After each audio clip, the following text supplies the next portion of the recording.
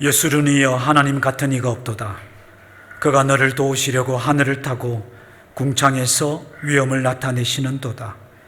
영원하신 하나님이 내 처소가 되시니 그의 영원하신 팔이 내 아래에 있도다. 찬양과 경배를 받게 합당하신 살아계신 하나님 아버지, 우리를 구원하신 그 신 구원의 은혜를 감사합니다. 오늘 이 시간 이 자리에 이르도록 우리에게 베푸신 지극하신 사랑을 감사합니다.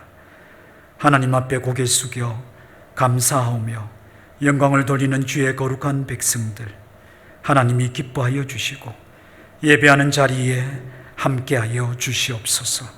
우리의 찬양과 기도와 감사와 예물을 기쁘게 받아주시기를 기도합니다. 하나님께서 예배하신 그 신 은혜와 긍휼을 아낌없이 허락하여 주옵소서. 하나님을 더욱 사랑하는 시간이 되게 하시고 하나님의 음성을 들으며 하나님께 소망을 두며 하나님을 더욱 의지하는 귀한 복을 허락하여 주옵소서. 예배의 시종을 하나님께 얻어갑니다. 하나님의 거룩한 성령께서 친히 인도하여 주시옵소서. 감사드리오며 예수 그리스도의 이름으로 기원하옵나이다. 아멘. 사도신경으로 우리의 신앙을 다 같이 고백하시겠습니다. 나는 전능하신 아버지 하나님, 천지의 창조주를 믿습니다. 나는 그의 유일하신 아들 우리 주 예수 그리스도를 믿습니다. 그는 성령으로 잉태되어 동정녀 마리아에게서 나시고 본디오 빌라도에게 고난을 받아 십자가에 못 박혀 죽으시고 장사된 지 사흘 만에 죽은 자 가운데서 다시 살아나셨으며 하늘에 오르시어 전능하신 아버지 하나님 우편에 앉아 계시다가 거기로부터 살아있는 자와 죽은 자를 심판하러 오십니다.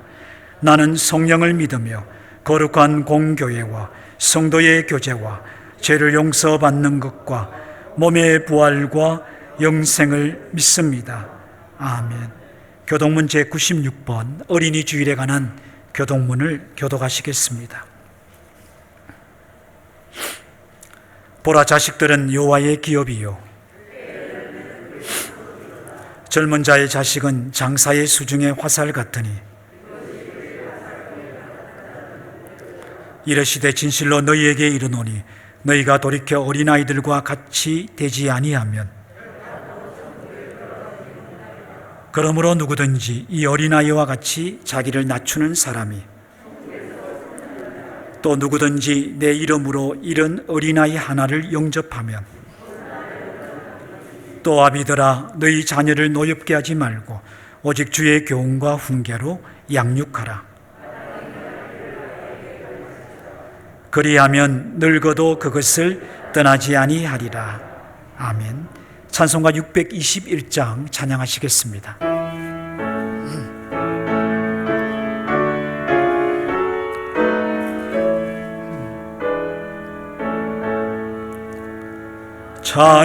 찬양하라 내 영혼아, 찬양하라 내 영혼아, 온 마음과 정성 다하여 주 찬양하라.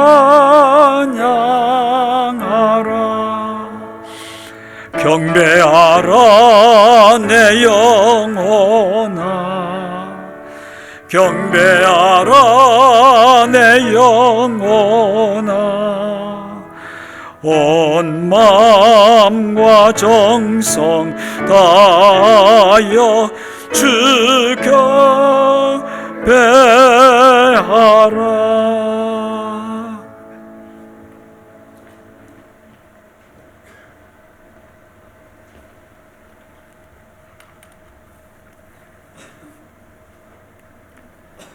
사랑과 공의로 세상을 주재하시는 하나님 아버지, 우리들의 삶의 이유자 목적이 되시는 하나님 아버지, 하나님 아버지의 아낌없이 주시는 사랑과 무한한 은혜를 온전한 믿음으로 경배하며 찬양과 영광을 올려드립니다.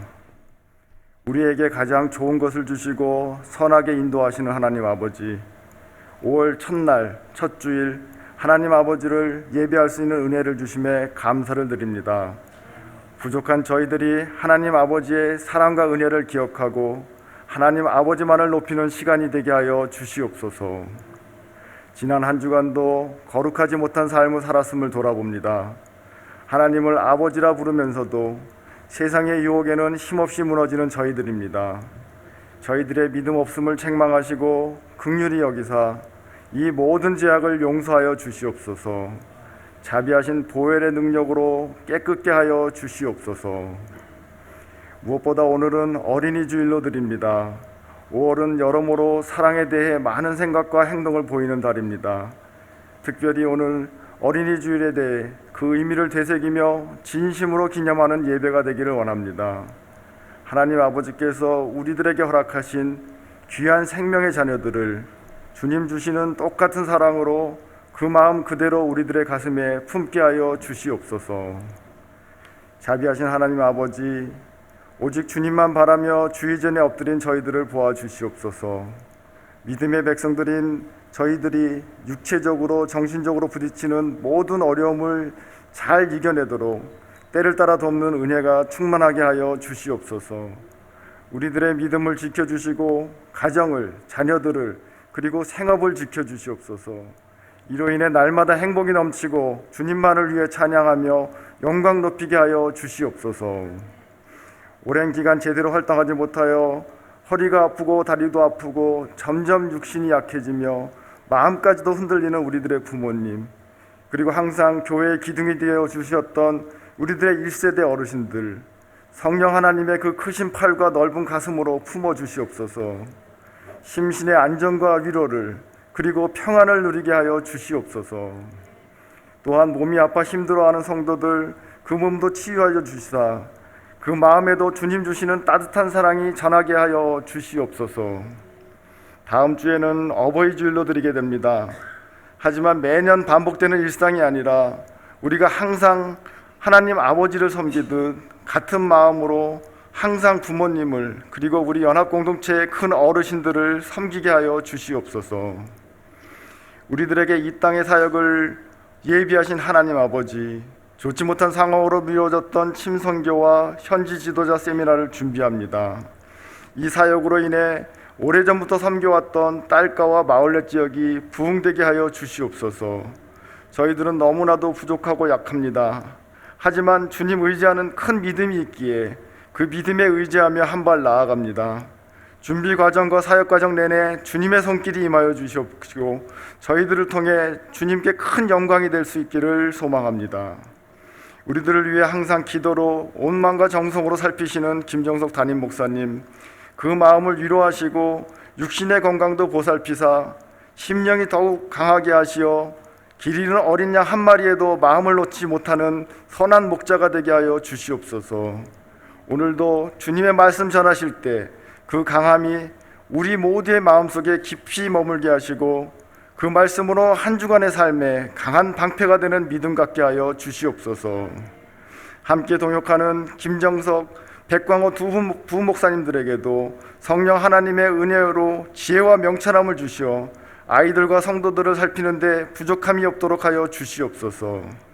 또한 여러 어려운 환경 속에서도 주님의 몸된 교회를 위해 헌신 봉사하는 직분자들과 보이지 않는 곳에서 작은 것 하나까지도 살펴 봉사하는 손길들도 기억하시어 주님 주시는 풍성한 복이 임하게 하여 주시옵소서. 한 주간 겸손히 주님만 바라며 주님만을 의지하는 저희들이 되기를 소망합니다. 믿음으로 살아가며 사랑을 나누는 삶이 되기를 소망합니다. 항상 함께하여 주시는 모든 은혜에 감사드리며 우리 주 예수 그리스도의 이름으로 기도드립니다. 아멘.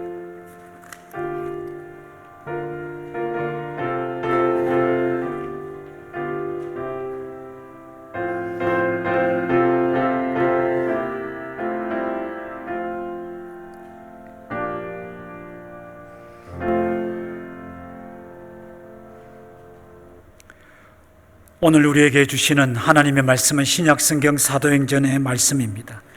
사도행전 10장 24절에서 33절까지 말씀인데요, 한 절씩 교독하시겠습니다. 제가 24절의 말씀을 먼저 읽습니다. 이튿날 가이사라에 들어가니 고넬료가 그의 친척과 가까운 친구들을 모아 기다리더니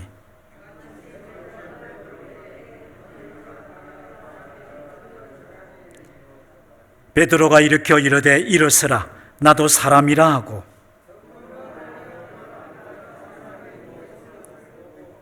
이르되 유대인으로서 이방인과 교제하며 가까이 하는 것이 위법인 줄은 너희도 알거니와 하나님께서 내게 지시하사 아무도 속되다 하거나 깨끗하지 않다 하지 말라 하시기로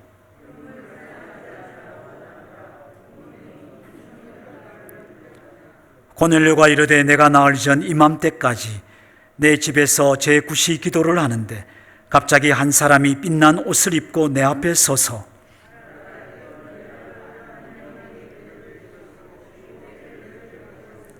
사람을 요바에 보내어 베드로라 하는 시몬을 청하라.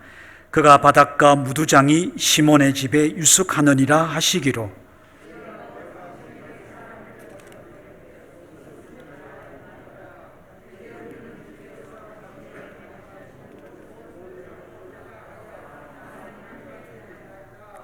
아멘. 오늘 예배하는 자리에 올라오신 성도 여러분, 하나님의 은혜와 위로와 평강이 충만하기를 주님의 이름으로 축복합니다. 특별히 5월은 가정의 달이면서 5월 첫 주일은 어린이 주일로 지키는데요.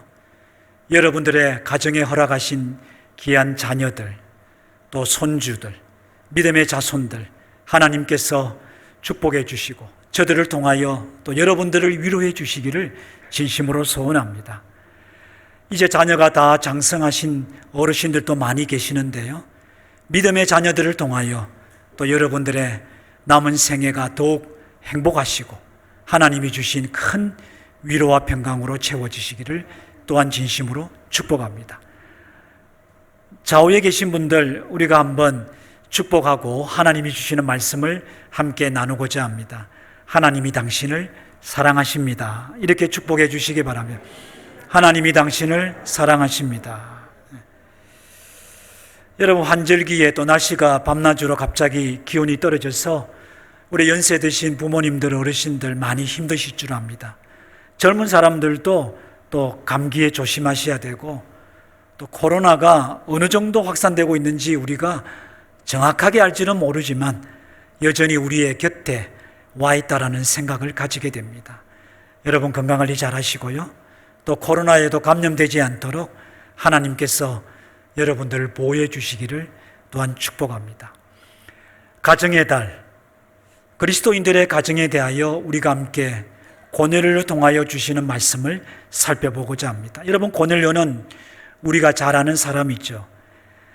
이스라엘을 지배하고 있던 로마의 군대의 장교입니다. 성경에는 이달리아대의 백부장이다 이렇게 표현하고 있는데 100명의 정도의 군사를 거느리던 그런 장교입니다. 가이사랴 지역을 이렇게 관리하고 있던 그런 로마의 장교로 성경에서 가르쳐주고 있는데요. 우리가 아는 것처럼 그는 이방인입니다. 그런데 오늘 본문의 말씀을 보면 또 사도행전의 10장에 기록되어 말씀을 쭉 살펴보면 이방인으로서 그는 유대인인 베드로 사도를 자기 집으로 초청하게 됩니다. 베드로를 통하여 하나님의 복음을 전해 듣고 하나님의 성령의 충만함을 입게 됐죠. 그리고 세례를 받는 그런 놀라운 구원의 은혜를 덧입게 됩니다.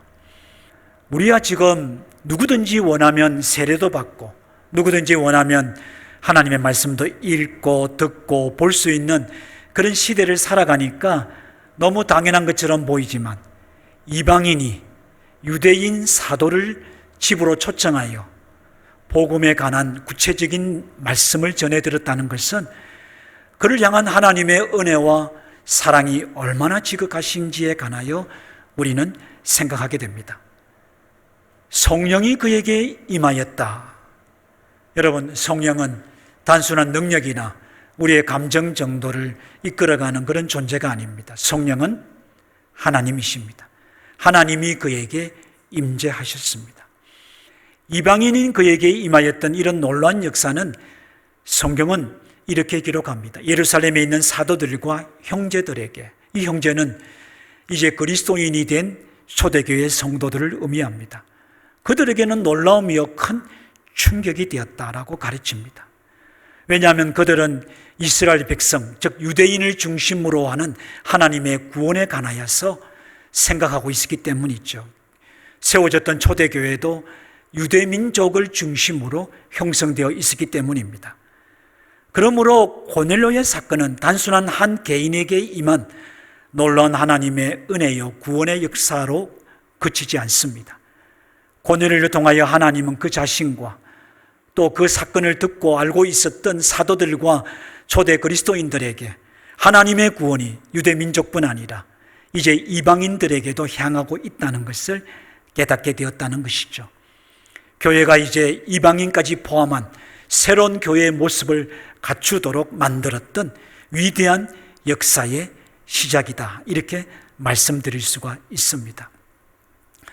여러분, 이것이 얼마나 놀라운 사건인지는 사도행전 11장에, 그러니까 고넬료 사건을 기록하고 난 다음 그 사건에 대하여 사도들과 형제들이 깜짝 놀라고 난 다음 성경은 곧장 안디옥에 있는 헬라인들에게도 하나님의 복음이 전하여졌고 그곳에서 많은 사람이 믿고 주께로 돌아오게 되었다. 하나님의 구원의 역사가 이제 이방 세계를 향하여 펼쳐졌다는 것을 강조하며 기록하고 있습니다. 그 말씀 중에 우리가 읽기 잘 아는 사도행전 11장 26절의 말씀이 있는데요. 여러분, 그 말씀 우리 한번 보시겠습니다. 제자들이 안디옥에서 비로소 그리스도인이라 일컬음을 받게 되었더라. 아멘.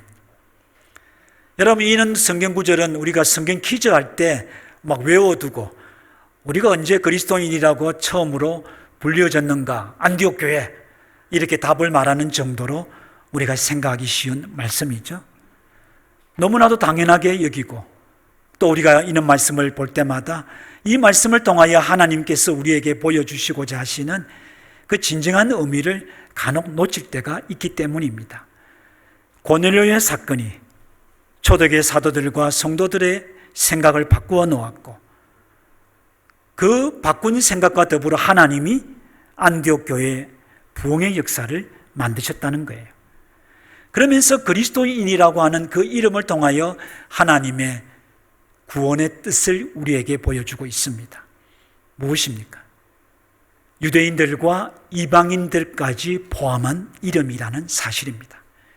이 그리스도인이라고 불리었던 이름 안에는 이제는 유대인이라는 이름도 의미가 없고요, 헬라인이나 어떤 이방인 특정한 민족의 이름도 의미가 없어진 겁니다. 누구나 복음을 듣고 그 복음을 믿으면 그리스도인이 된다라는 것을 이 말씀을 통하여 성경은 가르쳐주고 있는 겁니다. 그러므로 고넬료의 사건과 우리가 꼭 기억해야 될 것은 이런 하나님의 구원의 뜻이 고넬료를 통하여 이제 초대교회와 또 오늘 예배하는 우리들에게 온전히 드러나기 시작했다라는 것을 가르쳐주고 있다는 것이죠. 고넬료는 하나님의 은혜로 구원받은 아주 복된 사람입니다. 하지만 그 고넬료를 통하여 성경은 유대민족뿐 아니라 이방민족까지 구원하시는 하나님의 놀라운 구원의 역사를 본격적으로 시작하고 있다는 것을 우리에게 가르쳐주고 있다는 것입니다.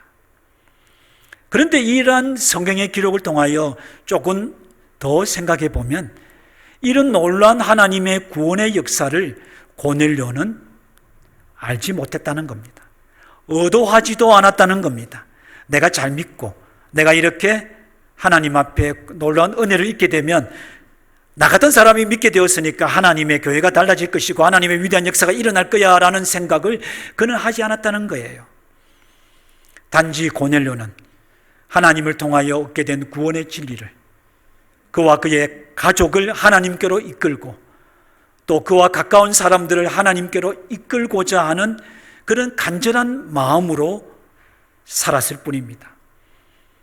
저는 이 말씀을 보면서 먼저 믿은 우리들이 우리의 가정을 하나님 앞에 세우고 또 하나님을 섬기게 된 우리의 가정이 이웃과 주변에 있는 사람들을 축복하는 그런 축복의 통로로서의 가정으로 서게 된다는 것이 얼마나 중요한 것인지에 관하여 생각하게 됩니다. 사랑하는 성도 여러분, 저와 여러분의 삶은 이제 대략 예측이 가능하죠? 지금까지 이렇게 살았으니 앞으로 어떻게 살아갈 거야? 특별히 안 좋은 일만 빼고 나면 앞으로 어떻게 살 거라는 것이 짐작이 가능합니다. 그런데 오늘 이 말씀을 보면 우리가 믿음으로 살고 우리가 믿음의 가정을 세우고 우리의 가정이 축복의 가정으로 바르게만 설 수 있다면 하나님께서 계획하신 어떤 위대한 역사가 우리를 통하여 시작될 수 있다라는 것을 우리는 깨닫게 됩니다. 여러분, 우리가 하나님 앞에 섰을 때에 하나님, 아니 우리의 자손들 중에 그런 위대한 인물이 하나님 앞에 있었어요? 하나님, 우리와 우리의 자손들을 통하여 이런 놀라운 하나님의 구원의 뜻이 일어났단 말입니까? 저는 알지 못했습니다. 하나님, 이렇게 놀랍게 하나님 앞에 고백하고 감사할 수 있는 믿음의 조상들이 되기를 주님의 이름으로 축복합니다. 우리 좌우에 계신 분들 축복하겠습니다. 하나님의 놀라운 역사가 일어나기를 축복합니다 하고 축복해 주시길 바랍니다. 하나님의 놀라운 역사가 일어나기를 축복합니다. 오늘 예배하는 여러분, 비록 여러분들은 뭐 큰 것을 기대하지 못할지는 모르지만 하나님께서 여러분들을 통한 믿음의 자손들, 또 세운 다음 세대들을 통하여 하나님의 위대한 역사가 일어나기를 주님의 이름으로 축복합니다. 저는 이것을 보면서 권위를 통하여 오늘 우리들에게 주시는 말씀을 다시 한 번 더 생각해 보게 됩니다. 여러분, 사실 우리가 함께 교독했던 하나님의 말씀은 아주 간단한 말씀입니다. 간단한데 너무나도 위대한 진리가 담겨져 있습니다. 우리가 이 말씀을 통하여 주시는 가르침을 믿음으로 받기를 원합니다. 저는 두 가지를 오늘 본문에서 찾아보게 됩니다. 첫 번째는 읽지는 않았습니다마는 사도행전 10장 2절에 기록되어 있는 말씀입니다. 여러분, 이 말씀을 다 같은 목소리로 크게 읽겠습니다. 시작.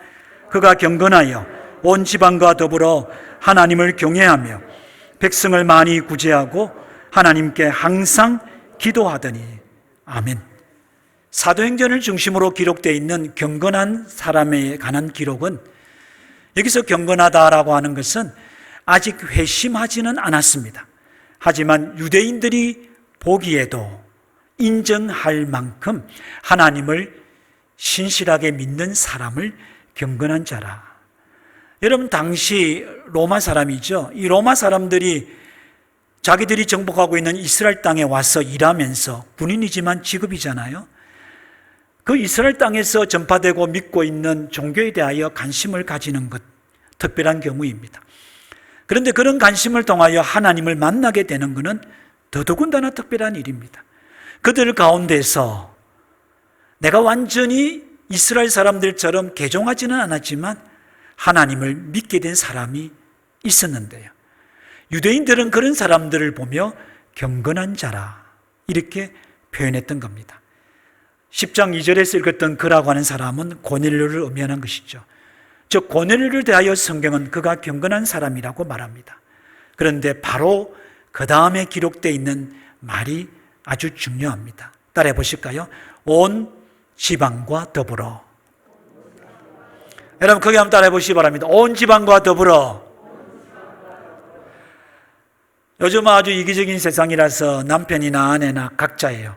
내가 믿는 건 내가 믿고 네가 믿는 건 나 간섭 안 하고 너도 내가 간섭하지 않고, 우리 자식들 아이고 뭐 때가 되면 어떻게 되겠지, 그들 나름대로 살아가는 방법이 있겠지, 부모님들 아이고 연세도 많으신데 내가 억지로 강요할 수가 없잖아, 종교가 강요할 수 없는 거잖아, 자유잖아, 뭐 이런 식으로 생각하는 것이 현대판 종교관입니다. 하지만 성경은 그렇게 말씀하지 않습니다. 유대인들의 관점에서 보았던 이방인인 고넬료는 경건한 사람인데 그가 성경에 기록될 만큼 관심을 끄는 이유가 있었습니다. 그의 온 지방과 더불어 하나님을 경외하며 많은 사람들에게 선을 베풉니다. 구제를 행합니다. 그리고 뭐 했습니까? 항상 하나님께 기도하더니. 그의 경건은 하나님을 경외하고 또 사람들을 구제하며 항상 하나님 앞에 기도하는 그런 삶이라고 성경은 설명하는데요. 이를 성경은 놓치지 아니하고 그는 온 가족과 더불어 그렇게 했다라고 가르칩니다. 온 가족과 더불어. 나라고 하는 한 사람의 믿음이 나 하나로만 그쳐서는 안 됨을 이 말씀은 가르쳐 주는 거죠. 나 한 사람을 통하여 온 가족이 더불어 함께 하나님을 섬기며 경외하며 사랑의 삶을 살며 하나님을 찾는 기도의 삶을 살아가야 한다라는 것을 보여주고자 하는 겁니다. 여러분, 저는 안 믿는 가정에서 예수를 믿은 사람입니다. 그래서 이런 말씀을 볼 때마다 얼마나 부담이 되는지 몰라요. 목사님이 가족에 대한 설교를 하고 가정의 달이 되면 마음이 잡잡하고요. 가족 찬양대회, 그때는 그런 것을 참 많이 했습니다. 추수감사절 저녁 예배는 꼭 가족 찬양대회를 하는데 저는 그때 가족 찬양대회에 참석하지 않고 축도하고 마칠 때쯤 되면 집으로 돌아가고 말았어요. 가족이 함께 예배하지 못하는, 가족이 함께 하나님을 믿지 않는다는 그 마음이 얼마나 짐이 되었는지 모릅니다. 그런데 저는 이 말씀을 다시 새로운 각도로 보게 됩니다. 오늘 이 자리에서 예배하는 성도님들 가운데 목사가 이 본문을 읽고 온 가족과 더불어 하면 당장 마음에 무거운 짐으로 느끼는 분들도 계실 거예요. 야, 목사가 또 이야기하면서 내 마음을 힘들게 하는 거 아니야? 내가 이런 이야기 들을 때마다 내가 고개를 못 들겠어. 아, 불편해. 이런 분이 계실 거예요. 제가 그런 경험을 해봐서 그 불편한 마음 너무나도 잘 압니다. 그 안타까움도 압니다. 그 눈물도 저는 알고 있습니다. 그런데 하나님은 우리를 괴롭게 하고 무겁게 하기 위하여 이 말씀을 주신 걸까요? 제가 나중에 깨닫게 되었습니다. 그리고 이제 여러분들에게 확신 있게 전할 수가 있습니다. 이 말씀은 우리를 무겁게 하고 우리를 불편하게 만들고 우리를 죄의 의식을 만들도록 그렇게 한 곳에 몰아붙이는 말씀이 아닙니다. 이 말씀은 너무나도 분명한 하나님의 뜻이 담겨져 있는 말씀입니다. 하나님은 고넬료의 경건을 보시고 그를 부르셨습니다. 그를 택하셨습니다. 그리고 고넬료를 통하여 그의 가족까지 하나님께로 부르시며 하나님의 구원의 은혜가 그 가족에 임하기를 원하셨던 겁니다. 저와 여러분을 부르신 하나님, 믿지 않는 가족이 있고 믿지 않는 남편과 아내가 있고 부모님이 계시고 형제들이 있고 자식들이 있단 말이에요. 우리의 마음을 무겁게 하라고 이 말씀을 주신 것이 아니라 하나님은 나를 부르시고 나를 구원하셔서 나를, 우리의 사랑하는 가족을 구원하는 축복의 통로로 세우셨습니다. 이를 위하여 하나님은 이 말씀을 우리에게 주신 겁니다. 이를 우리에게 분명히 가르쳐 주시는 말씀이 있는데요, 사도 바울이 고린도 교회에 전했던 말씀입니다. 고린도전서에 기록되어 있는 말씀이죠. 7장 14절과 16절에 기록이 되어 있습니다. 믿지 아니하는 남편이 아내로 말미암아 거룩하게 되고 믿지 아니하는 아내가 남편으로 말미암아 거룩하게 되나니 아내된 자여 내가 남편을 구원하려는지 어찌할 수 있으며 남편된 자여 네가 내 아내를 구원하려는지 어찌할 수 있으리요. 그러나 우리는 하나님의 뜻을 압니다. 우리 민족 가운데 믿는 자를 부르셔서 그 믿는 믿음의 선조들을 통하여 우리 민족을 하나님을 섬기는 믿음의 민족이 되게 하셨습니다. 그렇지 않아요? 처음부터 예수님 다 믿은 가족이 누가 있습니까? 처음부터 예수를 알고 믿었던 이방 민족 가운데 그런 민족이 어디에 있습니까? 하나님은 누군가를 부르시고 그 사람을 통하여 그 민족을 구원하십니다. 한 가정에 누군가를 구원하시고 그 사람을 통하여 그 가정을 축복하십니다. 저와 여러분은 하나님의 구원의 은혜와 축복을 전하도록 우리 가정에 세움을 받은 하나님의 사람들입니다. 여러분의 마음속에 이런 믿음의 고백을 하기를 주님의 이름으로 축복합니다. 여러분, 무거운 짐, 불편한 마음 믿음으로 이겨내시기 바랍니다.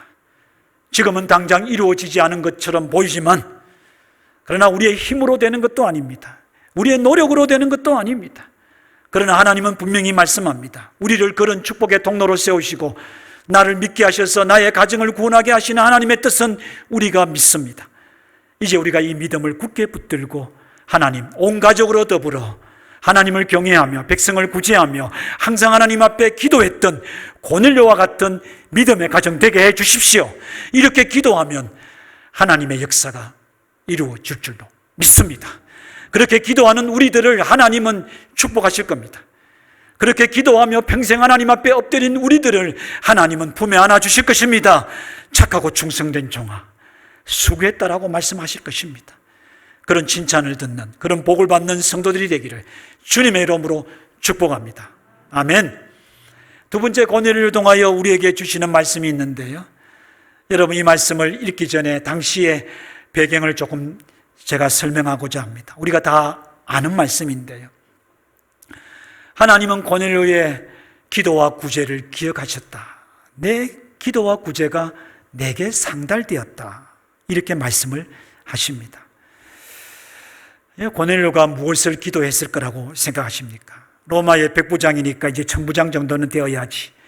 그가 소망했던 어떤 권력에 대한 자신의 삶 속에 꿈꾸고 있는 무엇인가를 이루기 위해서 기도했을까요? 저는 그렇게 생각하지 않습니다. 그가 무엇을 기도했을까? 우리가 오늘 이 본문의 말씀을 함께 다 나누고 나면 그가 기도했을 것이라고 여겨지는 것을 우리 각자가 깨닫게 되리라고 생각을 합니다. 여러분들이 한번 해답을 찾아보시기 바랍니다. 하나님이 들으시고 기억하실 정도로 하나님이 기뻐하셨던 그의 기도는 어떤 기도였을까요? 하나님께서 그것을 말씀하시며 주의 사자를 통하여 고넬료에게, 욥바라는 곳에 가면 베드로라는 사람이 있는데 심지어 그가 누구 집에 있는 것까지 말씀하십니다. 그를 청하여 내 집으로 초청하라. 고넬료는 어떤 영문을 알지를 못합니다. 왜 하나님이 그렇게 말씀하시고 명하시는지 알 수도 없습니다. 이방인인 그에게 예수님의 수제자이며 사도인 베드로를 청한다고 과연 올 수 있을까 의문을 가질 수도 있겠죠. 하지만 그는 주의 사자를 통하여 주신 말씀을 그대로 순종합니다. 벌써 다릅니다. 그죠? 따지질 않아요. 내 생각에는요 라고 말하지 않아요. 지금은 아닌데요 라고 말하지도 않아요. 조금 기다려주세요 라고도 말하지 않아요. 그냥 적극적으로 자기의 하인을 욥바라는 곳으로 하나님의 말씀대로 보냅니다. 그때 욥바에 있던 베드로에게는 어떤 일이 생깁니까? 환상이 보이죠? 이상한 보자기에 더러운 짐승들이 가득 찬 것을 하나님께서 보이시며 먹으라. 아니 하나님, 나는 유대인으로서 정한 음식 외에는 먹지 않았고 이렇게 불결한 음식들은 먹을 수가 없습니다 라고 했을 때 하나님께서 말씀하십니다. 내가 정하다 한 것을 네가 속되다 하지 말라.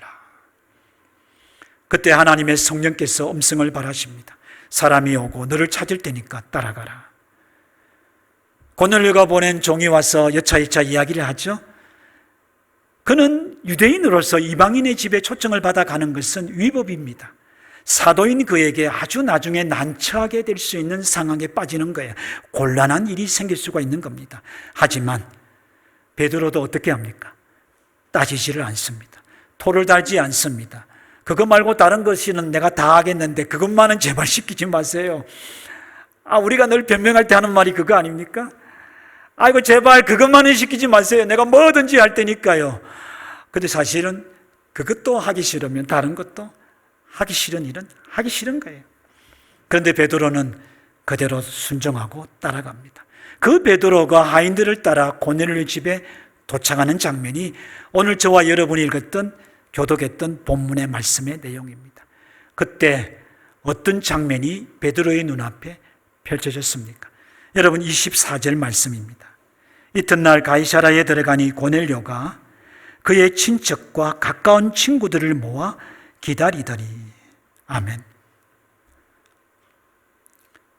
베드로는 영문을 알지 못합니다. 그 사람들이 어떤 사람인지 알지 못합니다. 그러나 성경은 설명합니다. 고넬료가 그가 믿었던 하나님이 그에게만 그치지 아니하고 온 가족과 더불어 하나님을 경외하는 가정이 되게 하였고, 그에게 사도 베드로가 찾아오는 특별한 일을 하나님이 명하시기에 그는 하나님께서 행하실 일을 믿음으로 소망하며 그 은혜의 자리에 누구를 초청합니까? 우리 가족만 건강하면 되죠. 우리 가족만 배부르면 되죠. 우리 가족만 안전하면 되죠. 세상은 그렇게 말합니다. 그런데 오늘 이 성경은 무엇이라고 말합니까? 그의 친척들과 가까운 친구들을 모아 함께 기다렸다. 고넬료가 그냥 고넬료가 아닙니다. 하나님이 그 수많은 사람들 중에 아무나 어떻게 택하다 보니 고넬료가 걸려든 것이 아니에요. 적어도 고넬료 한 사람의 경건을 보셨던 하나님은 그가 그의 가정을 하나님 앞에 세우기를 원하는 그런 구원의 열망을 가진 사람임을 알고 계셨습니다. 하나님이 그에게 주시고자 하는 은혜를 그의 가정만 아니라 그의 친구들과 친척들과 나눌 수 있는 더 넓은 의미의 가정을 축복하는 사람이라는 것을 하나님은 알고 계셨던 겁니다. 아무나 사용하는 것이 아니에요. 어쩌다가 하나님 앞에 걸려드는 것이 아니에요. 하나님은 마음을 아십니다. 생각을 보십니다. 의도를 알고 계십니다. 그가 하나님이 주시면 그것을 가지고 어떻게 할 건지 하나님은 아십니다. 하나님이 고넬료를 부르신 이유이죠. 우리는 이 말씀을 보면서 고넬료가 자기에게 주신 하나님의 은혜와 축복을 혼자 누리는 자가 아니라는 것을 발견합니다. 그가 친구들을, 친척들을 모아놓고 기다리는 이 모습을 보십시오. 이제 그는 축복의 통로가 되기를 원했고 그의 가정은 더 넓은 가정, 이웃을 품는 가정이 되기를 원했습니다. 축복의 통로로 그 가정을 세우기를 원했다는 것이죠. 여러분 대부분 다 그렇게 크셨으리라고 생각하는데 요즘 저녁 때 간혹, 요즘은 지났습니다. 몇 주 전에요. 이렇게 집 주변에 운동 삼아 저녁 시간에 초저녁이 식사 빨리 하고 좀 이렇게 길을 운동 삼아 건너라면 어느 집에서 수박을 드시는 것 같아요. 수박 향은 원래 담을 넘습니다. 수박 향이 얼마나 맛있게 나는지 몰라. 그런데 그 냄새를 맡으면서 제가 아내에게 이야기했습니다. 여보, 어릴 적 일이 생각나. 가난하게 살아가던 대부분의 이웃들이 있는데 수박을 한 덩어리 사오면 물에다가 둥둥 띄어놨다가 저녁이 되면 얼음 큰 덩어리 얼음집에서 사와가지고 어떻게 합니까? 끓어가지고 얼음을 또 칼에다 대놓고 어떨 때는 바늘로 깨기도 하고 깨요. 그래가지고 한 사발씩 만들지 않습니까? 뭐 수박 화채, 뭐 그런 고급스러운 이름도 써보지 못해요. 그냥 수박을 만드는 거예요. 그리고는 어머니가 막내인 저에게 말씀하세요. 얘야, 이거 옆집 할머니 갖다 드리라. 그래, 팽하니 갔다 오면 또 그 옆집 아저씨 갖다 드리라. 또 팽하니 갖다 주고 왔다 갔다 갔다. 여러분, 그런 심부름 많이 안 해보셨습니까? 그런 심부름 안 해보신 분들은 제 말 들어서 가지고는 이해가 전혀 안 되시겠다, 그죠? 나누는 것. 김장을 해도 온 아주머니들이 모여서 함께 김장하고요. 제 큰 누님이 결혼하실 때 어머님이 방에다가 솜을 타오셔가지고 예단 보낼 이불을 만드시는데 온 동네 아주머니 함께 그러면서 온갖 말씀을 나누시고 소고기 국 끓여가지고 다 나눠 드시고 막 그렇게 흥겹게 살았던 것이 기억이 납니다.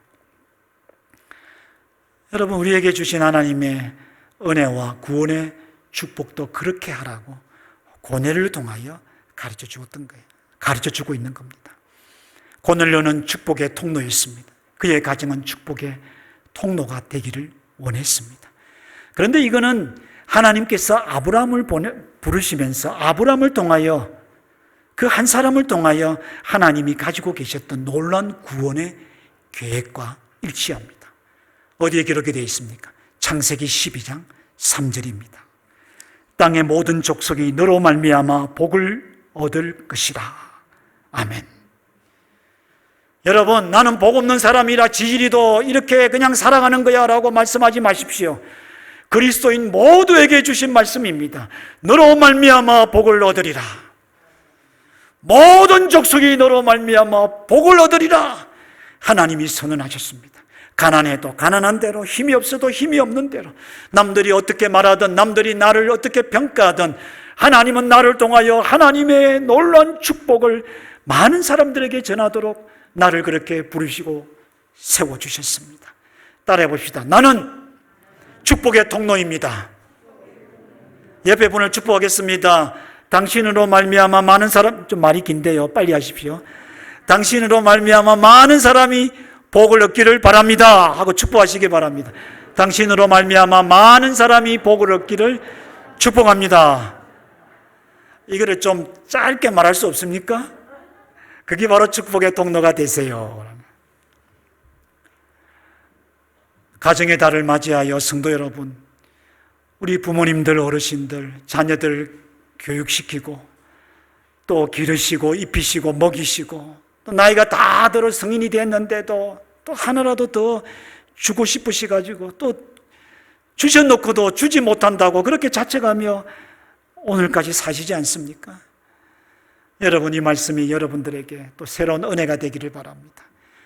여러분들을 통하여 하나님의 축복이 여러분들의 가정의 자손들에게, 자녀들에게 흘러 넘쳐나기를 축복합니다. 그리고 여러분들의 자손들을 보고는 야, 잘 입어라 뭐 이런 말씀도 하시지만은요, 너는 축복의 통로야. 너를 통하여 많은 사람이 복을 얻게 될 것이야. 너는 축복의 통로가 되거라. 너는 축복의 통로야. 이렇게 축복하시기 바랍니다. 이게 고넬료를 통하여 우리에게 주시는 귀한 은혜의 말씀입니다. 그런데 고넬료가 베드로를 향하여 그가 소원을 아뢰게 됩니다. 그의 마음을 토로하게 됩니다. 그 토로하는 내용을 보면 그가 얼마나 이런 축복의 통로로 하나님 앞에 서고 있는지를 우리에게 잘 가르쳐 줍니다. 그 말씀이 33절에 있습니다. 내가 곧 당신에게 사람을 보내었는데 오셨으니 잘하였나이다. 이제 우리는 주께서 당신에게 명하신 모든 것을 듣고자 하여, 다시 따라해 보실까요? 다 하나님 앞에 있나이다. 베드로에게 주께서 당신을 통하여 우리에게 말씀하시는 모든 것들을 우리가 다 받기를 원합니다. 그래서 우리가 모두 다 하나님 앞에 있나이다. 여기서 설교 제목을 따왔습니다. 인생의 마지막 순간을 맞이했을 때 뭐 여러 가지 고백을 할 수 있겠죠. 그런데 가정의 달을 맞이하여 생각해 보면 이렇게 고백할 수 있다면 그가 인생을 참 잘 사는 사람이다. 그가 하나님 앞에 정말 축복받은 그리스도인으로서 부끄럽지 않을 사람이다라는 것을 생각하게 됩니다. 우리가 다 하나님 앞에 있나이다. 나를 부르셔서 예수 믿게 하셨는데 하나님 나를 통하여 나의 부모님, 나의 자녀들, 나의 형제들 하나님 앞에 서 있습니다. 하나님이 우리의 가정을 축복해 주시고 오늘까지 살려주시고 은혜를 베풀어 주시는데 우리 가정을 통하여 우리의 이웃들과 친척들도 다 하나님 앞에 있나이다. 하나도 빠짐없이 다 하나님 앞에 있나이다 라고 고백할 수가 있다면 그가 인생의 가장 성공하신 분입니다. 그가 가장 행복하신 분이십니다. 그를 통하여 하나님께서 영광을 받으실 줄로 믿습니다. 여러분, 우리 힘으로 다 되지 않을 일들입니다. 원한다고 될 일도 아닙니다. 하지만 적어도 오늘 이 말씀은 우리로 하여금 우리가 다 하나님 앞에 있나이다라고 고백하는 믿음으로 살아가라고 가르칩니다. 그렇게 기도하라고 가르칩니다. 그렇게 힘을 쓸 수 있어야 할 것을 가르쳐주고 있는 겁니다. 우리 부모님들, 내 자식 하나도 빠짐없이 다 하나님 앞에 있나이다 이렇게 고백할 수 있기를 축복합니다. 우리 아내와 우리 남편들, 우리의 자식들 다 하나님 앞에 있나이다. 우리의 부모님도 하나님 앞에 있나이다. 우리 부부도 하나님 앞에 있나이다. 이렇게 고백할 수 있기를 주님의 이름으로 축복합니다. 그가 불렀던 이웃들, 가까운 친구들, 친척들, 고넬료는 그들도 다 품에 안았던 거예요. 나에게만 달라고 한 것도 아니고요. 우리 가정에만 허락해 달라는 것도 아니에요. 우리 모두에게 달라고 그렇게 하나님 앞에 그의 바람을 하나님 앞에 아랬던 겁니다. 그것을 보았던 베드로는 깜짝 놀라게 됩니다. 영문도 모르고 왔는데 고넬료의 하는 행동을 보고 하나님의 성령이 그의 심령에 역사합니다. 그때 베드로는 힘있게 전했습니다. 주 예수 그리스도로 말미암은 화평의 복음을 전했다고 말합니다. 예수가 왜 죽었으며 그가 부활하셨으며 그가 다시 심판하실 줄로 오실 것을 전했습니다. 뿐만 아니라 예수 그리스도로 말미암은 죄사함의 복음도 전했습니다. 화평의 복음, 죄사함의 복음, 놀라운 복음이 전했던 겁니다. 고넬료와 그와 함께 모여있던 모든 사람들은 그 복음을 들었습니다. 믿었습니다. 그때 하나님의 성령이 그들 가운데 임하였습니다. 그들은 방언을 말하며 하나님의 이름을 높였더라, 찬송했다고 성경은 가르칩니다. 이를 본 베드로는 깜짝 놀랐습니다. 아니, 이방인인 저들에게도 우리와 같은 성령을 주시는가? 누가 세례 베품을 금할 자가 있느냐 하며 그들에게 세례를 베풀게 됩니다. 사도행전 11장 18절에서는 나중에 예루살렘에 있던 사도들과 믿음의 형제들은 이를 두고 말합니다.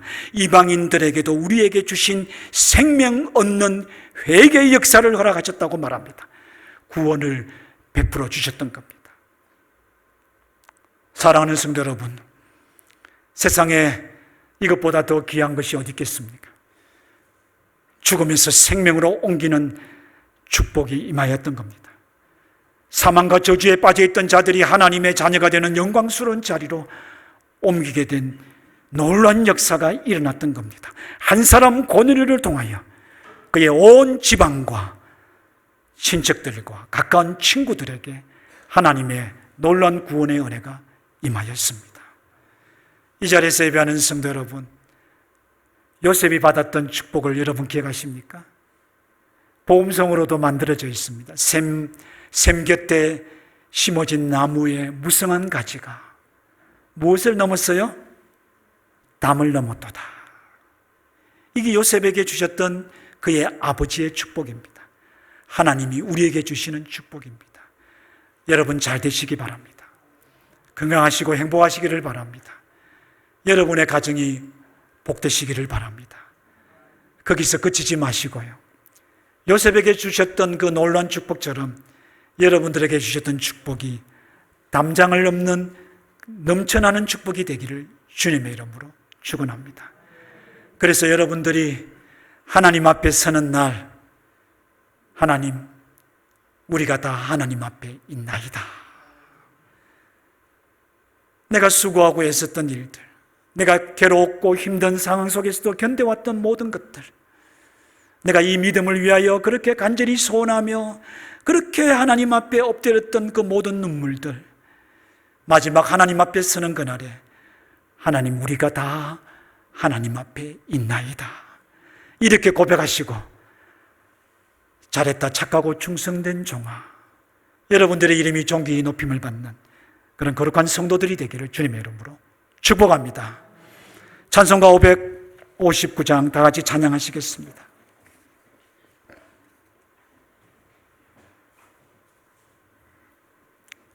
가사를 생각하시면서 이 찬양을 하나님 앞에 드리십니다.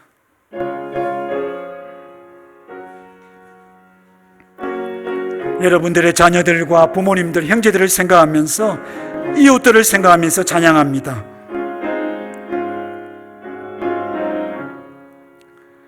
사철의 봄바람 불어있고 하나님 아버지 모셨으니 믿음의 반석도 든든하다. 우리 집 즐거운 동산이 고마워라 임마누엘, 고마워라 임마누엘, 예수만 섬기는 우리 집 고마워라 임마누엘. 복되고 즐거운 하루하루 아버지 우리를 보이시고 동기들 사랑에 뭉쳐있고 기쁨과 서름도 같이 하니 한간의 초가도 천국이라. 고마워라 임마누엘, 예수만 섬기는 우리 집 고마워라 임마누엘, 복되고 즐거운 하루하루. 아침과 저녁에 수고하여 다 같이 일하는 온 식구가 한 상에 둘러서 먹고 마셔. 여기가 우리의 나군이라. 고마워라 임마누엘, 예수만 섬기는 우리 집. 고마워라 임마누엘,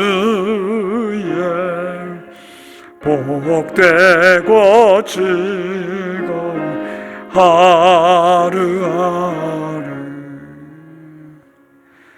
바친 예물을 위하여 기도합니다.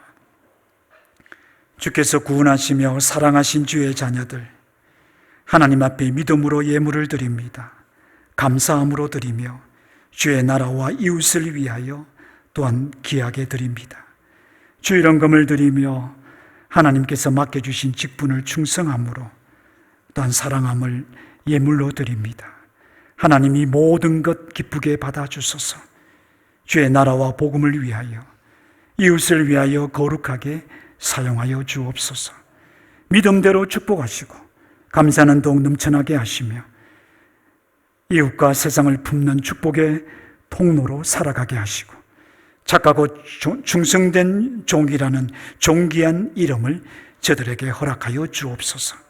감사드리오며 예수님의 이름으로 기도하옵나이다. 아멘.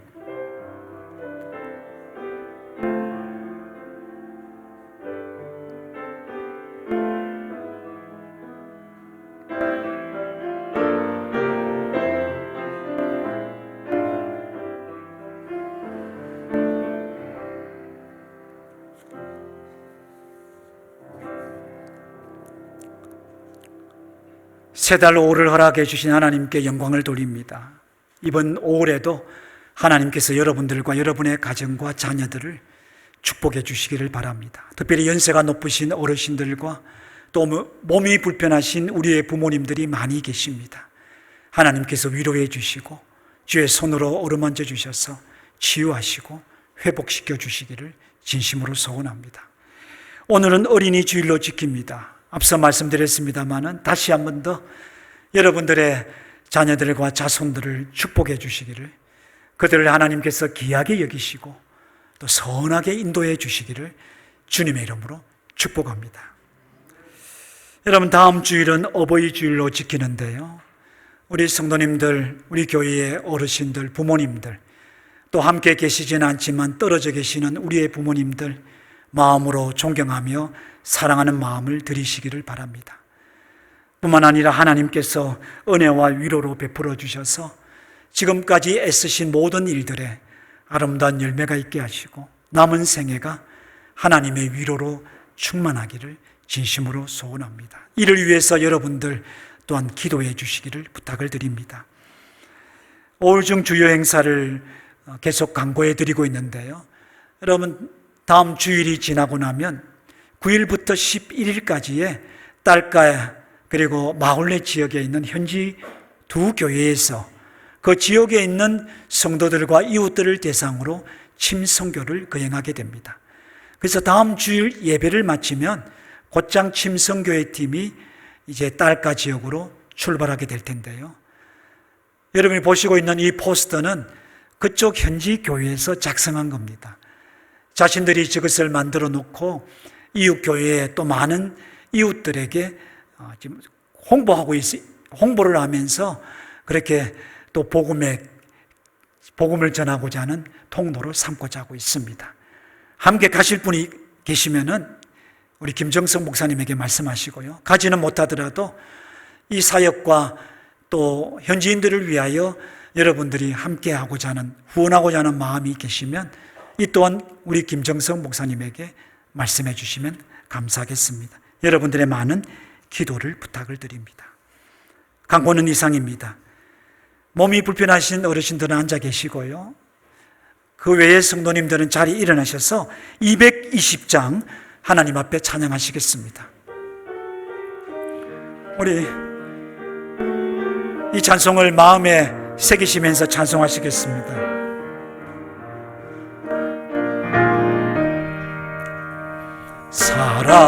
사랑하는 주님 앞에 형제자매 한자리에 크신 은혜 생각하며 즐거운 찬송 부르네.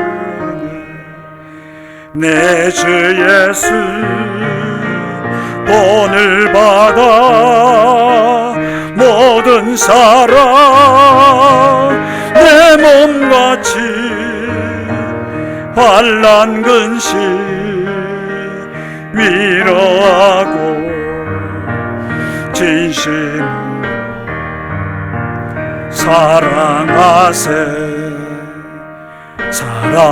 사랑하는 주님 앞에 온갖 충성 다 바쳐서 괴로우나 즐거우나 주님만 힘써 섬기네.